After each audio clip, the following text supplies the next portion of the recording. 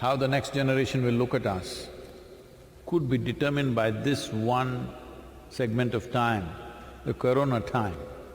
As I'm shooting this video, we are under a lockdown due to COVID-19 outbreak. I'm shooting this video and you are watching this video, which means we are privileged. We have a smartphone and an internet connection, which probably also means that we have the basic necessities like food and water taken care of. But there are so many people who do not have these things. People who have to work daily, otherwise, their families will sleep hungry. Imagine what this lockdown must be doing to them. कोई बस नहीं मिली जाने के लिए? नहीं। तो अभी कहाँ रह रहे हो? अब किधर आया लो? अच्छा, तो कब से घूम रहे हो यहाँ पर?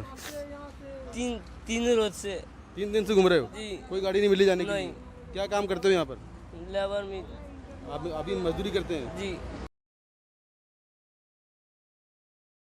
About the poorest of the poor, those who have to earn their daily survival with daily wages, the farmers, the workers, the construction workers, that segment of the population need not be driven towards starvation. For those people, there only the community can come in.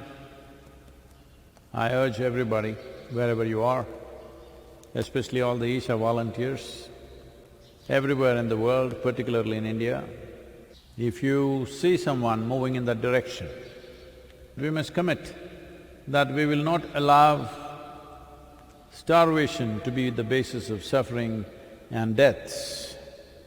If we see someone moving in that direction, we must see how to reach out, either by our own capabilities or bring somebody else's attention to it. I would urge every volunteer to at least ensure 2 people you can take care if such situations come. So in this country, it's very common for people to use glorious language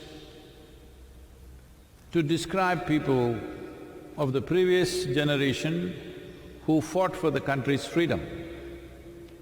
Against all odds, risking their lives, they fought and the nation became free. When we talk about freedom fighters, we always speak in glorious terms, which is fantastic. But what are we going to do as a generation? This is a question mark, because we are still alive. Because we're still alive, there's still things to do. Now we have come with a challenge, an invisible enemy, an adversary that you cannot see. COVID-19 will start showing the signs after 10 to 15 days, but without food and water, people cannot survive even for 2 to 3 days.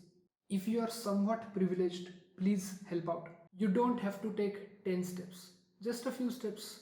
All of us will take a few steps and help out. Share food and soaps. Please Google and reach out to local NGOs and figure out how you can help.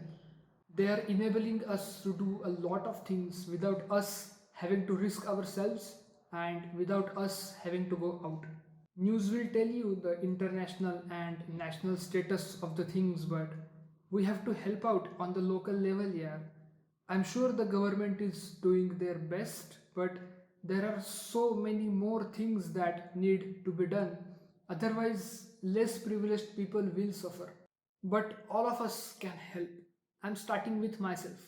Just a simple Google search will give you a list of organizations and NGOs that are actively working on this. Contact them and figure out how you can help, how you can contribute. I'm listing a couple of NGOs I checked out below. If the past is any indication, most of you will contribute. That's the kind of people we are, we help out. So please do, as soon as possible, whatever is possible. Thank you. And hey, please share this message.